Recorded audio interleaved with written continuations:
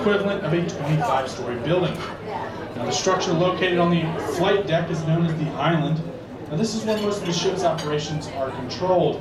Now, the number 77 or 69 on the island indicates that that was the Navy's 77th or 69th consecutively planned carrier. Now, the flight deck on one of these ships covers an area of just under 5 acres, which is enough room for 4 football games simultaneously and still leaving room for spectators. Now, when fully loaded, approximately 39 foot of one of these ships will sit below the water. And as I said earlier, channel depth in this harbor is maintained between 45 and 55 feet by a process called dredging. Now, one of these ships will carry several million gallons of fuel on board, enough to refuel much of the fleet that goes to sea with her, as well as the aircraft she carries. Keep in mind that these are nuclear-powered ships. Now, technically, one of these ships can accommodate up to 110 aircraft, which will typically be deployed with about 85. These ships are powered by 2 atomic reactors, which are expected to last up to 20 years without refueling. That's equivalent to over 1 million miles in steaming time.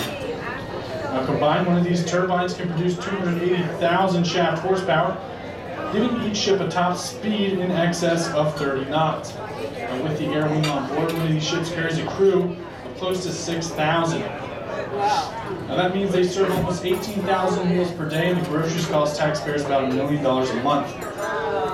Now, aircraft carriers are complete cities within themselves, and on board you would find banks, barber shops, butcher shops, bakeries, shoe repair shops, a hospital, dental offices, a religious chapel, and even ice cream parlors.